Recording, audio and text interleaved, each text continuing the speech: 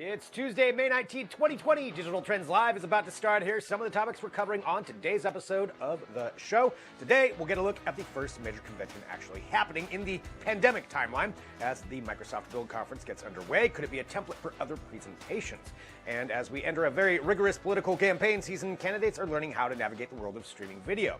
We'll be joined by Paul McDougall of Bitmovin to discuss their strategies. Plus, since so many people are working from home, there's a new emphasis on cleaning, and John Velasco will be showcasing some of his favorite robot vacuums and what they can do for you. And it's Tuesday, which means we'll have another edition of Who's Got Game, where we partner with Fullscreen to bring you entertainers and gamers, with today's guest being Alex Weiss. All of that and more on today's episode of Digital Trends Live.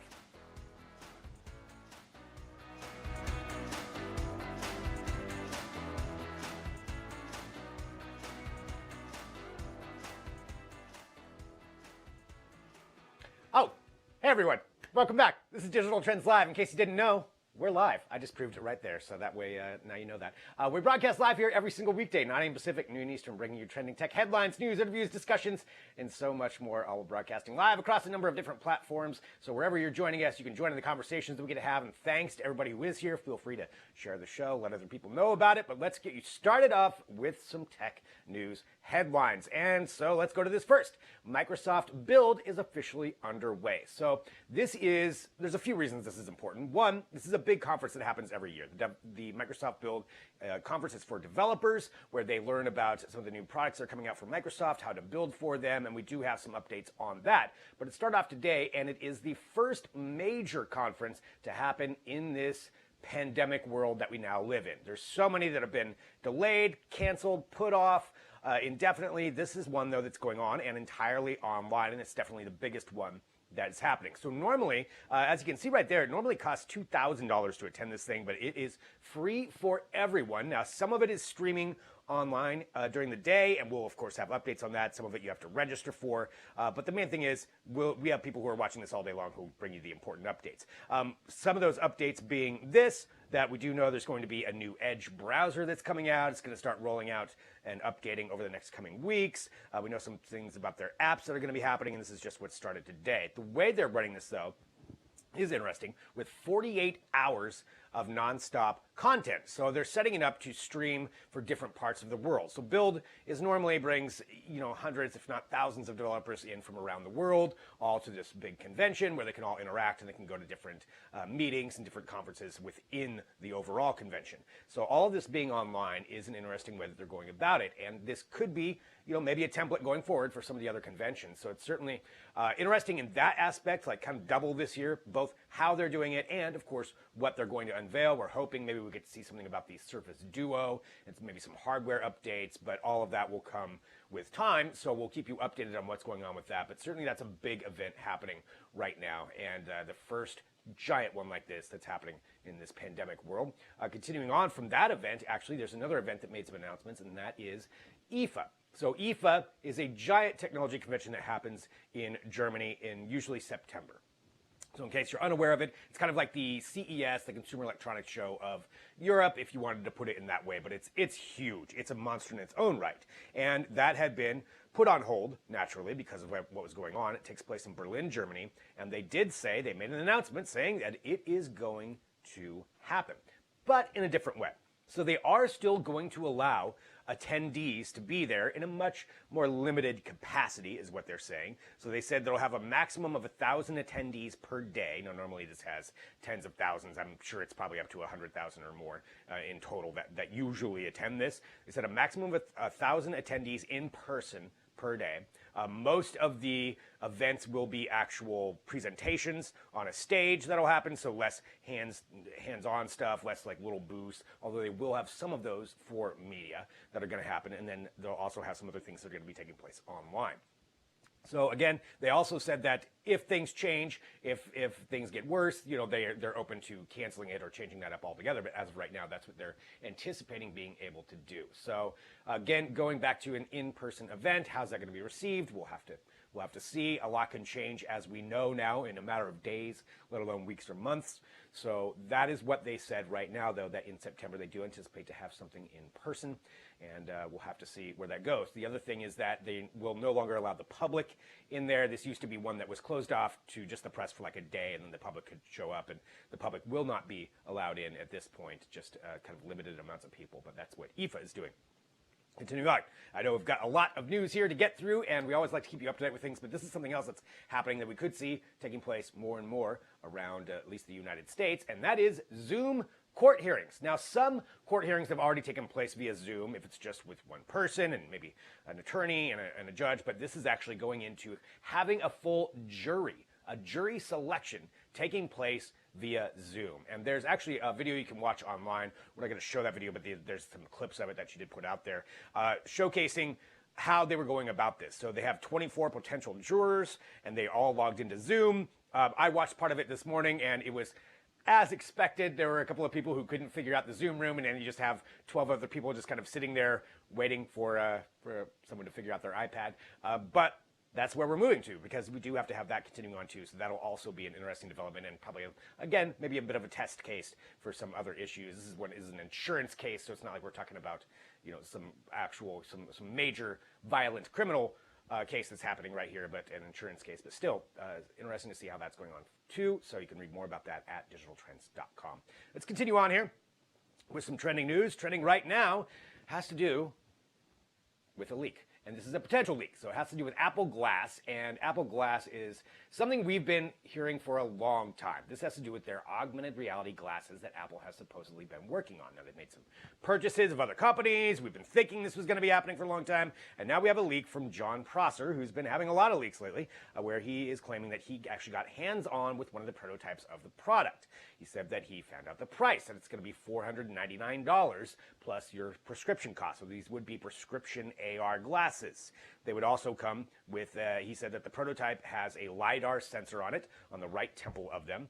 They said that both lenses would display information and could be controlled with hand gestures in front of the device. We've heard some of these rumors before about what these possible augmented reality glasses could look like, and it does seem that they have been really working on this for a while. Again, it's Apple, so everything's always secretive. We don't know if exactly this is what it's going to look like, but this is more than we've had for quite a long time. The other part of the rumor is that it could be coming out maybe 2021, maybe 2022. We don't know. Maybe the end of this year. That's the other part of the speculation, is nobody really knows that. But I think just the idea of Apple having these glasses and something coming out, is it going to end up being like the Google Glass? Is it something that people are going to take that way? I think augmented reality glasses are on the way. We're going to be seeing that from companies, and certainly if Apple enters into the fray, that would be one of the leading companies to do so.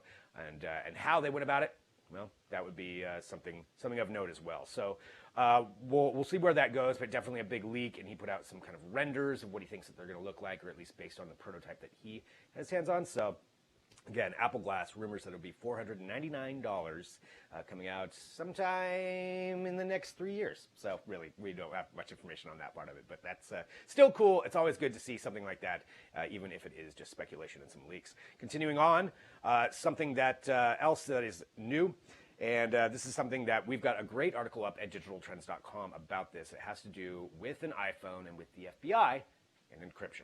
So this is not something new. We've talked about these kinds of things before, where governmental agencies and law enforcement have wanted Apple, in particular, with the iPhone, to allow basically a backdoor loop to get into and past encryption on phones, and Apple has refused to do that before. However, the FBI and other organizations have found certain groups that have been able to crack it, and that is what the news is with this, is that the iPhone that was used in there's a terrorist, basically a terrorism incident, where the terrorist cell phone is what they've been trying to get a hold of, or trying to crack into. So this was the one where it was a terrorist attack at a military base in Pensacola, Florida.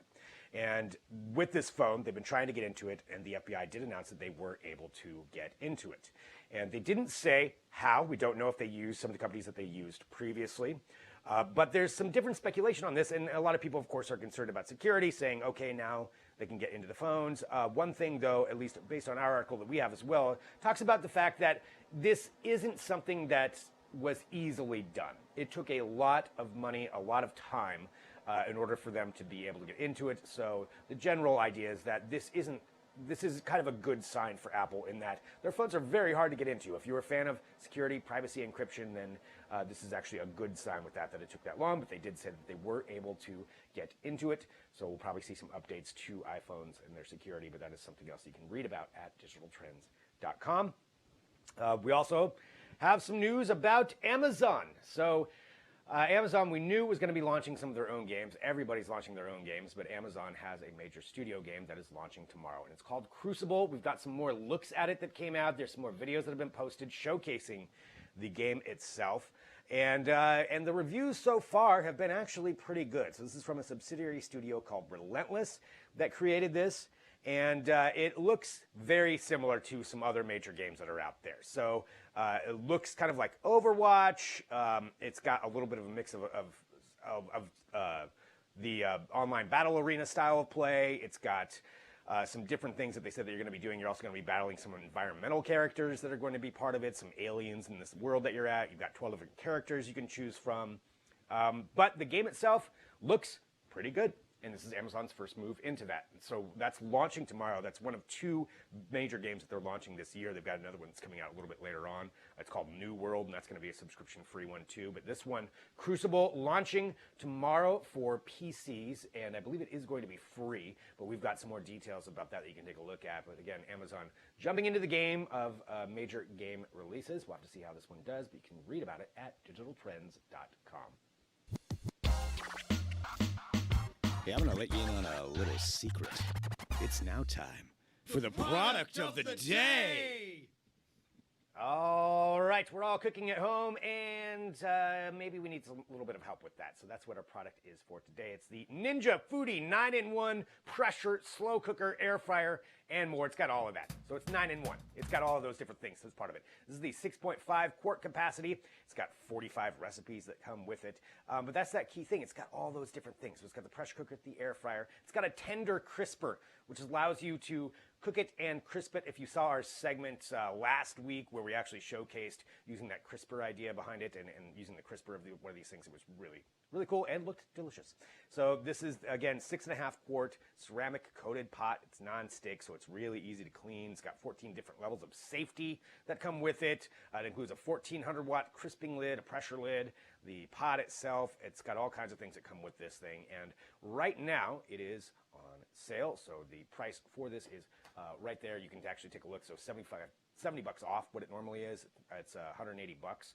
And the key thing is to follow the link that we have right here for you to look at. So that link is where you want to go. Copy it, paste it, type it in, however you want to do it. Follow that link, and then you too could pick up one of these Ninja Foodies. Again, the 6.5 quart edition with 9-in-1 different cooking abilities that you'll have with that, including an air fryer, slow cooker, and a pressure cooker, all of that part of it. So take a look at that for our product of the day. All right, continuing on here with the show, we've got a lot of really interesting things to talk about here on this episode. But coming up next, we're going to talk about, well, political campaigns. I mean, obviously everything's different right now. We talked about conventions, how they're different. They're live streaming everything. Well, so are political campaigns, including their rallies. And how is that being changed? How are they adapting to it? What are some different ways that we could see this happen? That's what we're going to be talking about next. We've got Paul McDougall who's going to be joining us to talk about this, so very excited for that conversation. So stick around. We'll be right back with more Digital Trends Live.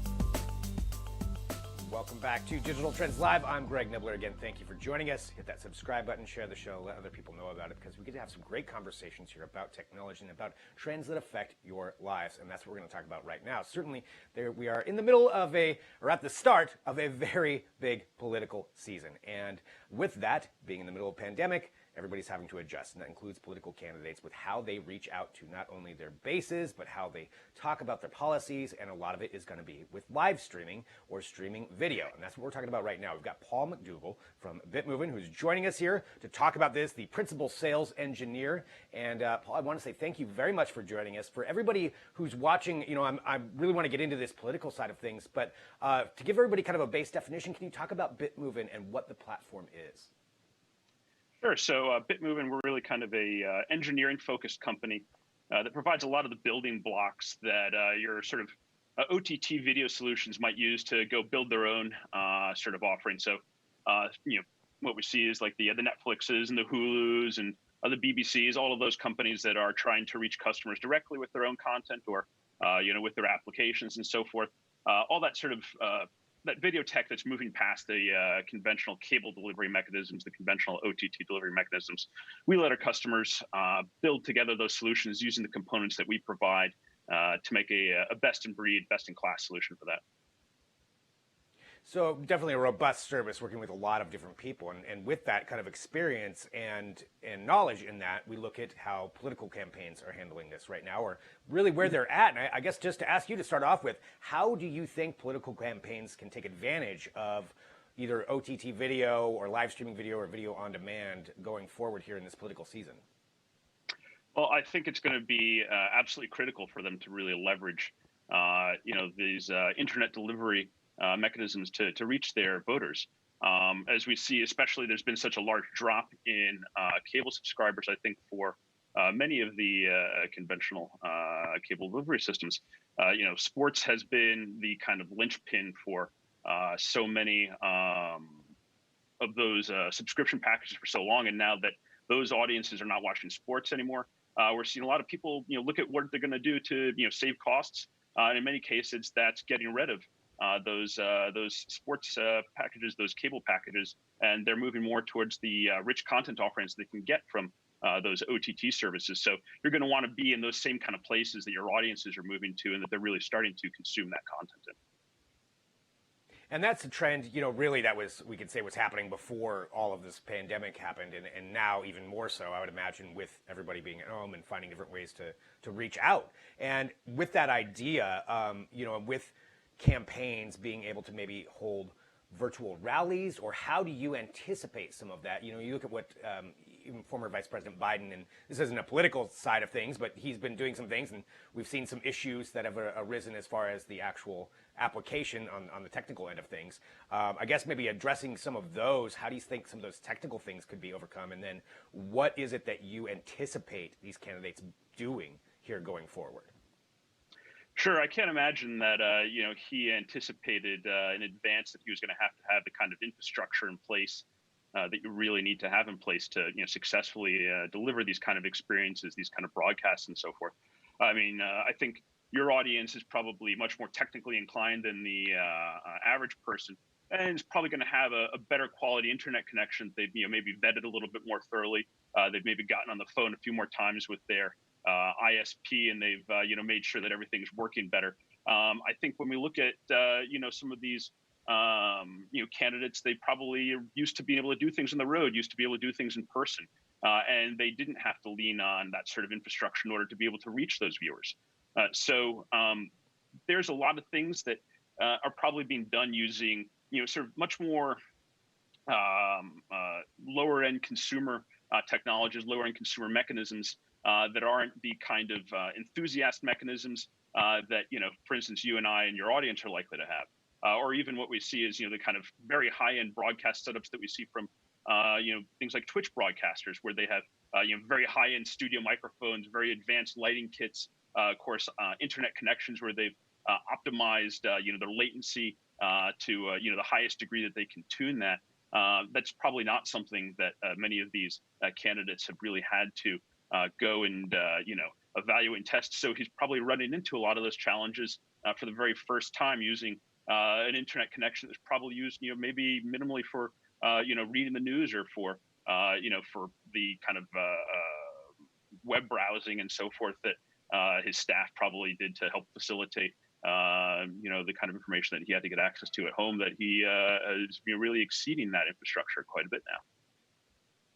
What would your recommendations be to political candidates, whoever it is, who are preparing for this, to have like a virtual rally, if you will? What kind of steps and what kinds of things do you think they should have in place to have a successful one for the people that are watching it? Of course, testing everything in advance, as far in advance and as consistently as you can, is going to be the real key to success. Doing that with as close to as possible the actual workflow that you're going to go try and reach your viewers with. So some tools, for example, don't let you do that as easily as others. Some of the more consumer-oriented solutions, where maybe you might have a large addressable market already or addressable audience already, don't necessarily give you the ability to, for instance, preview those workflows, go test those out as much as you can with the more professional workflows. For example, workflows like are being used for this show right now, where we really can make sure that things are a little bit more dialed in before that content is actually disseminated to the audience at large. And then there's the ability to bring in more redundant infrastructure and more professional tools. So better lighting kits, better microphones.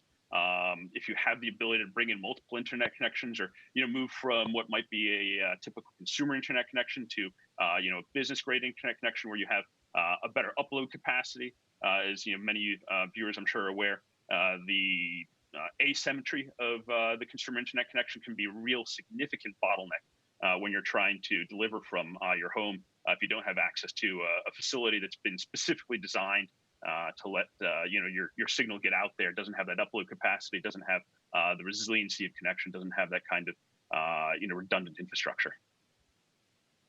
Do you anticipate interactivity being more of a component of some of these events going forward, as far as interacting live with the people who are watching, with the candidate on whatever platform they're on? That's an interesting question, because it raises a whole new set of challenges.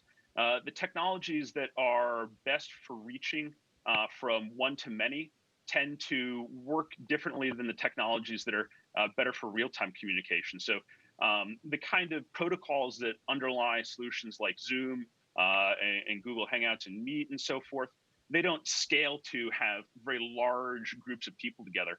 And if you're trying to have interactivity, having a very large interactive audience can be a separate set of challenges. So the tools that you have to use for interactivity don't let you reach necessarily as many people simultaneously as you'd want to reach when you're really trying to, get your message out to that larger audience. So maybe there are hybrid approaches, for example, that could let that work, but you'd have to be more selective, and it would take more effort to integrate those tools together in an overall workflow that would let you sort of, have that interactivity, but simultaneously reach a large viewership. Well, it's definitely going to be fascinating to see how this all plays out. It's new for everybody, like you said. I mean, even the candidates probably, nobody anticipated that they would need that kind of infrastructure on such a massive scale, and so everybody's kind of gearing up for that, even with the equipment on the side of things too. But it's certainly going to be unique, I guess, for anything like this. It probably would have been anyway, but now with these times and everybody live streaming, it's just shows how important it is. And certainly we here at Digital Trends understand how important it is, and obviously at BitMovin you do as well. And Paul, I want to say thank you, very much for joining us to talk about all of this and provide your insight on everything that's going on with it. And everybody who wants to get more information, bitmovin.com right there. And Paul, thanks so much for being here on Digital Trends Live. Thank you very much. All right, Paul from BitMovin. So yeah, as we go forward, how are these political events going to be happening? Things like today, seeing how Microsoft Build is handling their conference. That's just one conference. Well, this is going to be repeated and changed and worked on going forward. All right, continuing on here, we need to take a break. Coming up next, we've got John Velasco. Let's talk about working from home and, well, not necessarily working from home, but let's just say you need to be a little bit cleaner now. I'm talking to myself. Robot vacuums, great way to do that. So let's talk about those. That's coming up next. Stick around back here in a minute with more Digital Trends Live.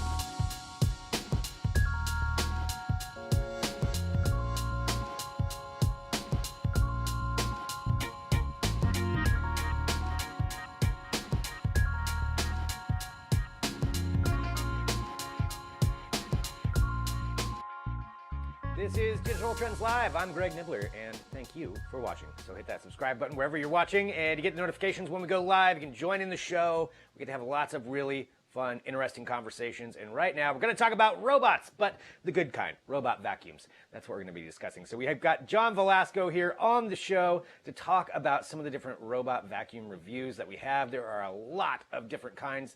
I'm actually in the market for one, so I am very interested to hear what you have to say on these. John, hello. Welcome to the show. Hey, what one do you want to start off with first? Well, thanks for having me, Greg. So, yeah, it's robot vacuum season, and we have 3 models that I'm going to go through. And, for me, robot vacuums help you because they take the chore out of actually cleaning. They do everything for you, and we're getting very close to the day where you can just tell a robot vacuum to clean, and you don't have to worry about what it does. It'll do all the cleaning for you. But the biggest problem right now for me and anyone who has a robot vacuum is that it still needs supervision. So I'm going to talk about the first model here, which is the Eufy RoboVac G30 Edge. It's a brand new robot vacuum from Eufy. Eufy we've reviewed in the past, and they're up and coming because they're a company that's making some really good robot vacuums. And the thing about the G30 Edge here is that it's affordably priced, $370.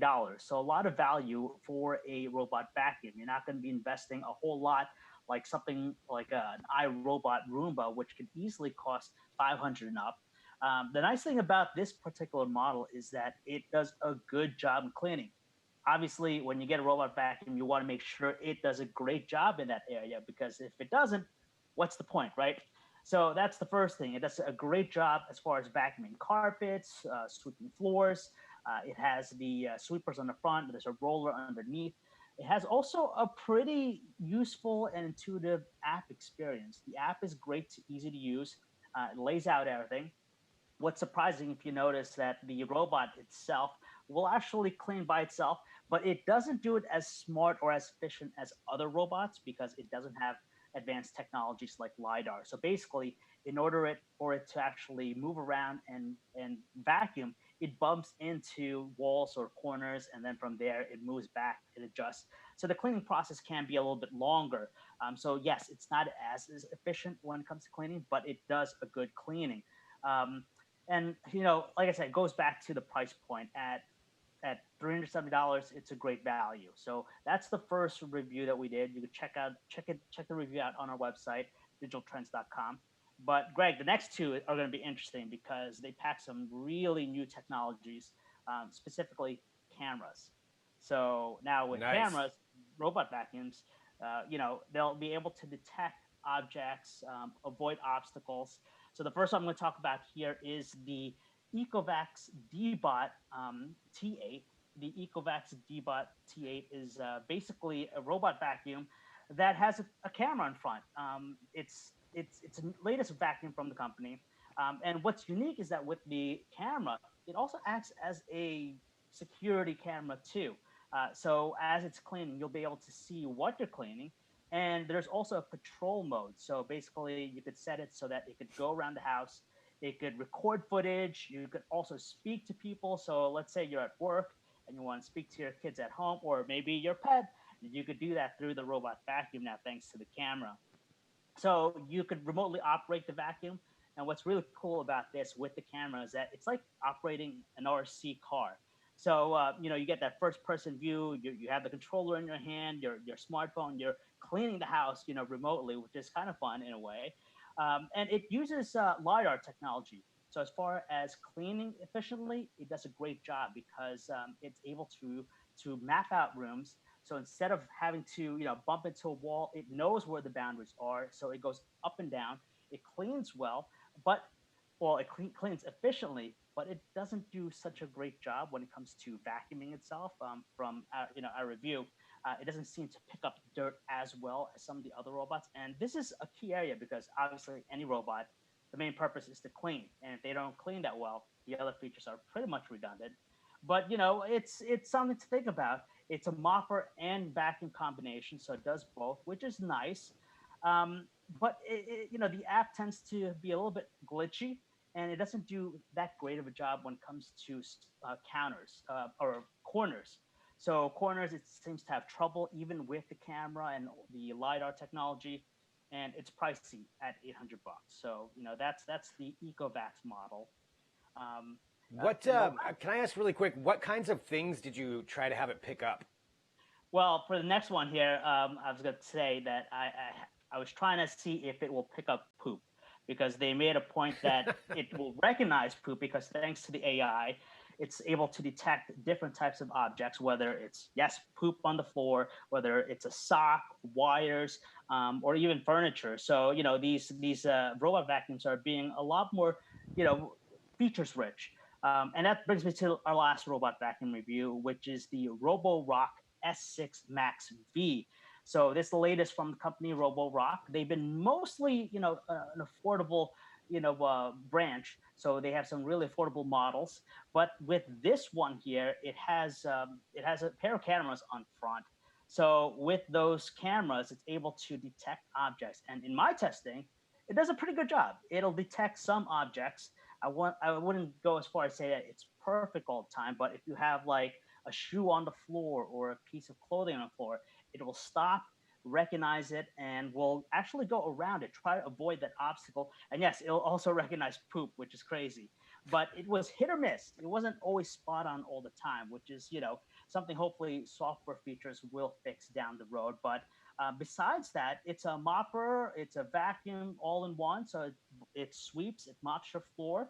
It has a pretty strong suction. It does a good job of actually cleaning the home. So for carpets, rugs, it's great for that. It has also a long battery life, up to 180 minutes. Even for a big home, that's more than adequate. And it's an efficient cleaner, which to me, is great, because with that LiDAR technology, it's able to map out your rooms, knows where to go. So it does all the cleaning very efficiently. But like I said, it still has some trouble recognizing some objects. And in my testing, I found that it kind of got stuck in some tight corners. So it's not yet 100% what I'd say, supervision free. You still need to watch it, while you're at home. And it's pricey too. It's $750 versus the EcoVax. The EcoVax was also pretty expensive, $800. So, they're pricey, but these are just some of the new technologies we're seeing more and more in robot vacuums. And obviously, it's going to get better and better. Yeah, you would think too, eventually that technology is going to filter down to some of the less expensive models. Which one would you go with if you had to pick one of these? Which one would it be? I would probably right now go with the Roborock, just because with the cleaning aspect. Obviously, if a robot vacuum can't clean well, what's the point, right? It'll have security camera, AI. It can detect objects and avoid obstacles, but if it can't clean, what's the point? Yep. That's great. Well, we've got those reviews, the 3 different reviews there that people can take a look at digitaltrends.com. And just, it is pretty cool seeing where the advancement of robo vacuums has gone from those old Roombas from years ago now to this, to where you can remote control it and talk to people through it. I mean, it's pretty crazy. That's all, like I said, at digitaltrends.com. People can go there and take a look at all those reviews for all of our smart home products. And John, as always, thank you so much. Greg. I'll talk to you soon. See ya. All right, John Velasco right here on Digital Trends Live. Again, always giving us great advice. Okay, so here is what is coming up next on the show. In just a little bit, we've got Alex Weiss who's going to be joining us. So really excited to be talking to her for another edition of Who's Got Game. But up next, we've got the Digital Trends Live debut of Riley Young. Not Riley Wynn, Riley Young. The video, talking about how to shoot better video on your smartphone. So Riley is going to be here to talk about that, and then we've got Alex, so stick around back here in a minute with more Digital Trends Live.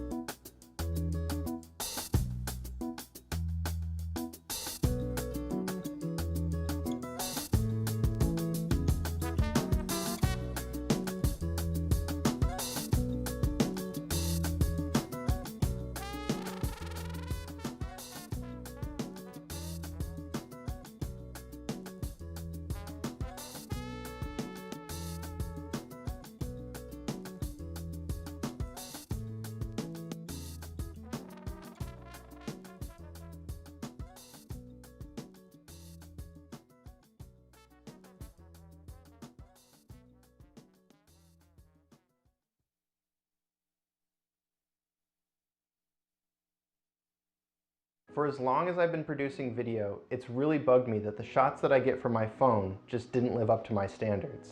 Don't get me wrong, the stuff I was getting was decent, but it just didn't have that cinematic look and feel I was going for. So I scoured the internet for all the tips, tricks, and tutorials that I can find, and there are some really amazing things that you can do with just a smartphone camera. So here are some of my favorite tips.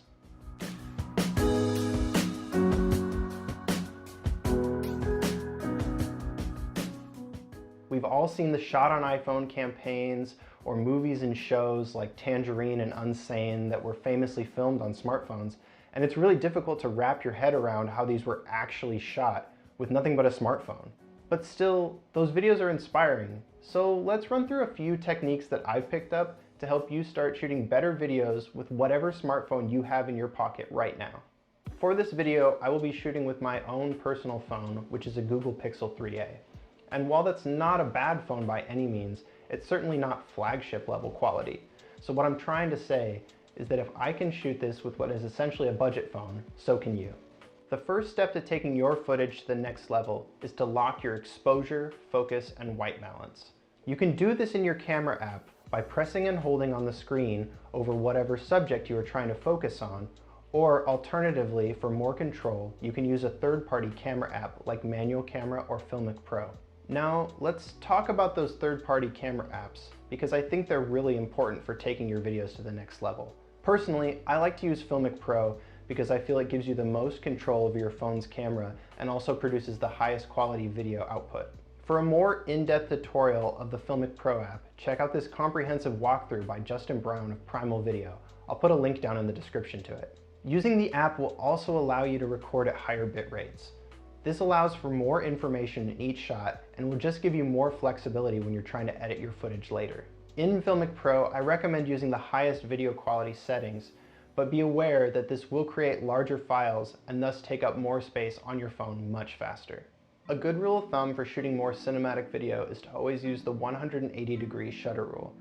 This essentially means that you're doubling your shutter speed for whatever frame rate you're shooting at. So if you're shooting at 24 frames per second, your shutter speed should be 1/48th of a second. Now, this may seem kind of obvious, but you should probably be shooting horizontal video if you want to get more cinematic footage. Unless you're shooting for a vertical format like Instagram TV or TikTok, horizontal's the way to go. Here's another tip that might seem kind of obvious, but is essential. Do not use your phone's digital zoom. It does not work like an optical lens on a normal camera and will massively degrade the quality of the video that you're shooting. Instead, just get closer to your subject, or opt for a third-party lens like one of the Moment lenses. I highly recommend checking out Moment lenses. They make tons of great products, many of which I've used before for my own photos and videos. And while you're at it, check out their YouTube channel. They post tons of videos and tutorials showing how to use their products and how to take your photography and video game to the next level. And my final tip is if you're shooting handheld video, make sure you're using smooth, steady movements. Nobody wants a shaky shot, panning all over the place, making anyone who views your video motion sick. Alternatively, you can use a tripod with a phone clip like I'm using here, or you can get a gimbal like the DJI Osmo Mobile to really give your shots a little extra stability. Now that we've made it through all the tips, let's put it all together, and here are a few examples that I shot entirely with my Google Pixel 3a.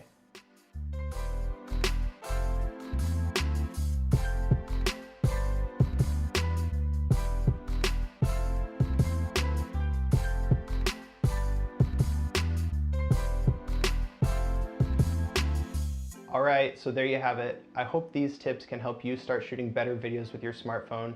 Be sure to let us know if you think I missed anything, or if you'd like to see more how-to videos like this one. For now, I'm Riley Young with Digital Trends, and we'll see you in the next one.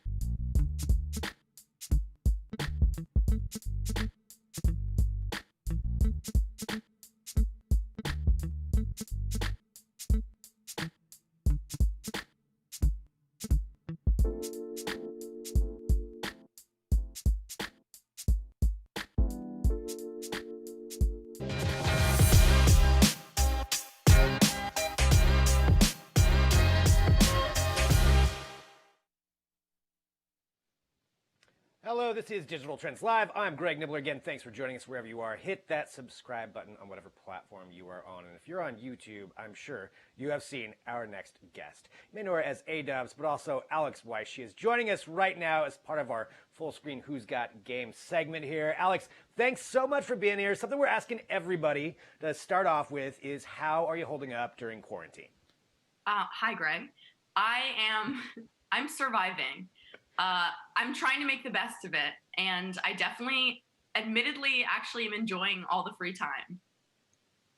Yeah, it's kind of weird, right, having that? Well, for you, I mean, I know that you've been creating content during this. Talk to me about some of the inspiration that you've had and some of the different things that you've been doing during quarantine. Sure. Well, for one, I've always loved painting, but I never give myself enough time to actually thoroughly execute certain painting, just because I'm usually working on YouTube stuff. So that's something that I've been working on and really enjoying. But as for YouTube, just trying to figure out how I can incorporate what's happening now in the content I already make. So for example, I have Revealing Your Secrets as a series. And that's sort of, I've put on the back burner for now, and I've been doing Revealing Your Quarantine Confessions. I just feel like it's important to talk about what's going on right now in the content that I'm making, because it's such a unique time to truly connect with my audience. I haven't been able to make my Uber series, so I made instead a video harassing strangers on Omegle. So I'm just working with what I can get for now.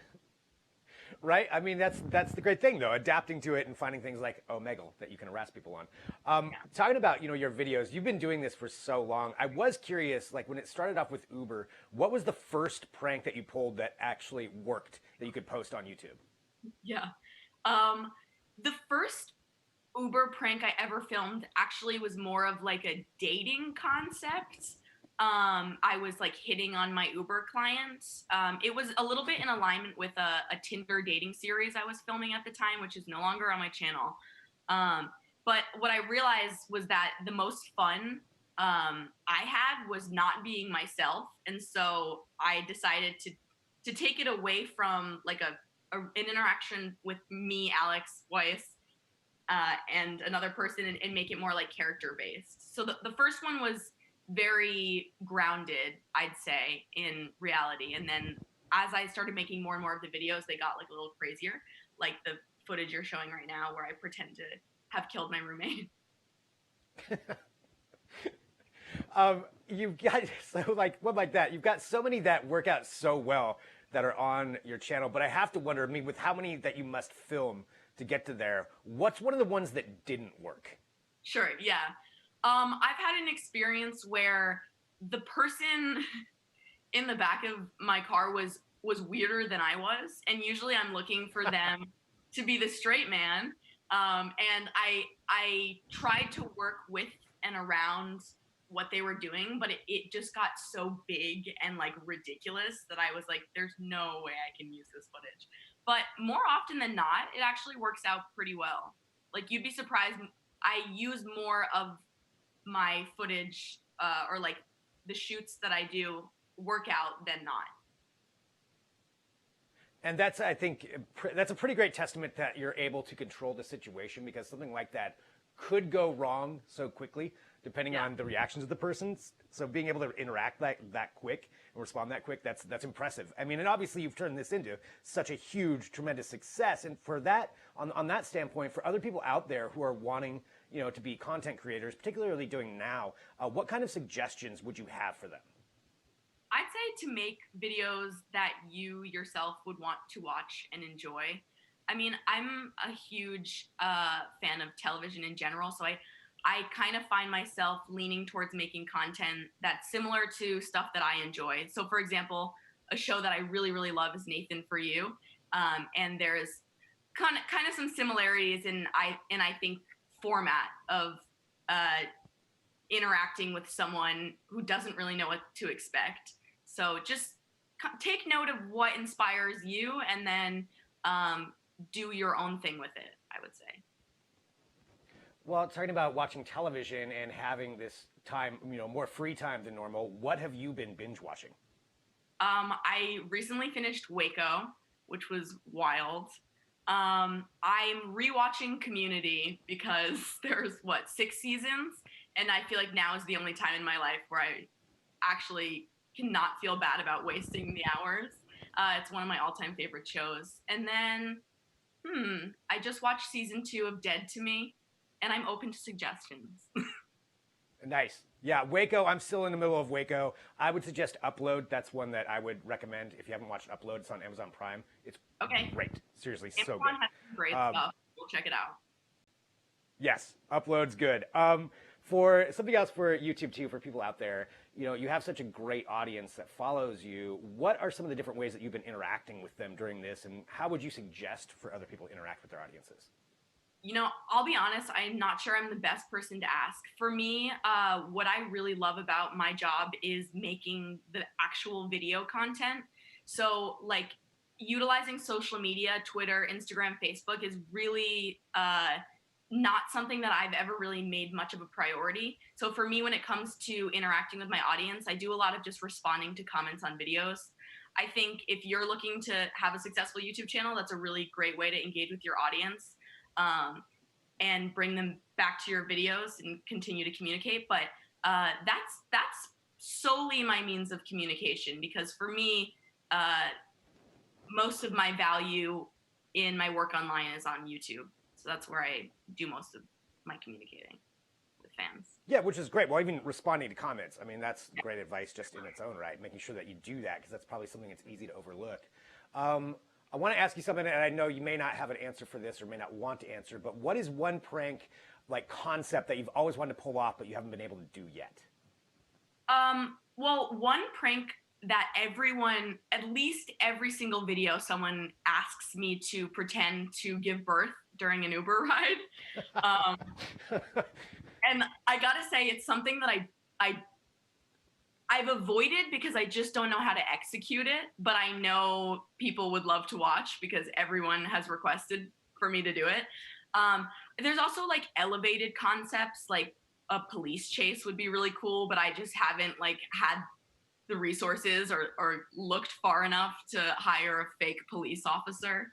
So for me, I think it would be really cool to take these pranks to like an elevated level, and even down the line having episodes that somehow leave the vehicle would be really cool.